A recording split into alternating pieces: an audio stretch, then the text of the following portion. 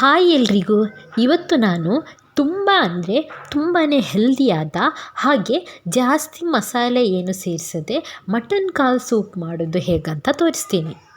Mutton ಕಾಲ್ soup, ಇದನ್ನು ಪಾಯ soup ಅಂತಲೂ ಕರೀತಾರೆ. ಬೆಳೆಯೋ ಮಕ್ಕಳಿಗೆ, ವಯಸ್ಸಾದವರಿಗೆ, ಮೂಳೆಗಳಲ್ಲಿ ಸಮಸ್ಯೆ ಇರುವವರಿಗೆ, ಪ್ರೆಗ್ನೆಂಟ್ ವುಮೆನ್ಸ್ಗೆ, ಆಮೇಲೆ ಬಾಣಂತಿಯರಿಗೆ ತುಂಬಾ ಒಳ್ಳೆಯದು. ಆದರೆ ಕೊಲೆಸ್ಟ್ರಾಲ್ ಇರುವವರು ಜಾಸ್ತಿ ಸೇವಿಸೋದು ಒಳ್ಳೆಯದಲ್ಲ. ಈಗ ನಾವು ಮಟನ್ ಕಾಲ್ ಸೂಪ್ ಯಾವ ರೀತಿ ಮಾಡೋದು ಅಂತ ನೋಡೋಣ. ಮೊದಲು ನಾವು ಕಾಲನ್ನು ಚೆನ್ನಾಗಿ ಕ್ಲೀನ್ ಮಾಡಬೇಕು. ಸಮ್ಟೈಮ್ಸ್ ಅದರಲ್ಲಿ ಕೂದಲು ಇರುತ್ತೆ, ಅದನ್ನು ನೋಡಿಕೊಂಡು ಚೆನ್ನಾಗಿ ಕ್ಲೀನ್ ಮಾಡಬೇಕು.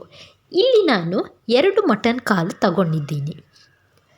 ಈಗ ಒಂದು ಕುಕ್ಕರ್ಗೆ 3 ಟೇಬಲ್ ಸ್ಪೂನಷ್ಟು ತುಪ್ಪ ಹಾಕಿ, ಅದಕ್ಕಾದಮೇಲೆ ಅದಕ್ಕೆ 4 ಲವಂಗ, 1 ಚಿಕ್ಕ ಪೀಸ್ ಚಕ್ಕೆ, 1 ಏಲಕ್ಕಿ, ಆಮೇಲೆ ಒಂದು 10-15 ಹೋಲ್ ಪೆಪ್ಪರ್, ಆಮೇಲೆ ಬಿರಿಯಾನಿ ಎಲೆ ಹಾಕಬೇಕು.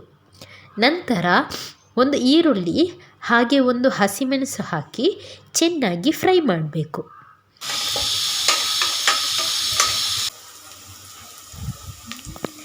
ಈಗ ಆನಿಯನ್ ಚೆನ್ನಾಗಿ ಫ್ರೈ ಆದಮೇಲೆ ಅರಿಶಿನ ಹಾಕಿ, ನಂತರ ಕ್ಲೀನ್ ಮಾಡಿಟ್ಟಿರುವ ಕಾಲು ಸೇರಿಸಿ 1-2 ನಿಮಿಷ ಚೆನ್ನಾಗಿ ಮಿಕ್ಸ್ ಮಾಡಬೇಕು.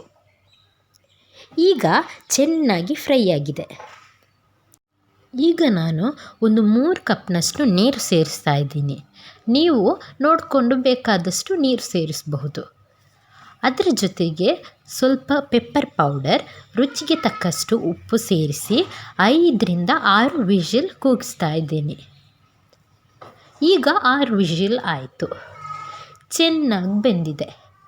ಈಗ ಸೂಪ್ಗೆ ಸ್ವಲ್ಪ ಕೊತ್ತಂಬರಿ ಸೊಪ್ಪು ಹಾಕಿದ್ರೆ ತುಂಬಾ ಹೆಲ್ದಿಯಾದ ಹಾಗೆ ಟೇಸ್ಟಿಯಾದ ಮಟನ್ ಸೂಪ್ ರೆಡಿ. ಎಲ್ಲರೂ ಖಂಡಿತ ಟ್ರೈ ಮಾಡಿ ನೋಡಿ. ಹಾಗೆ ನಮ್ಮ ಚಾನಲ್ಗೆ ಸಬ್ಸ್ಕ್ರೈಬ್ ಆಗೋದು ಮರಿಬೇಡಿ. Thank you.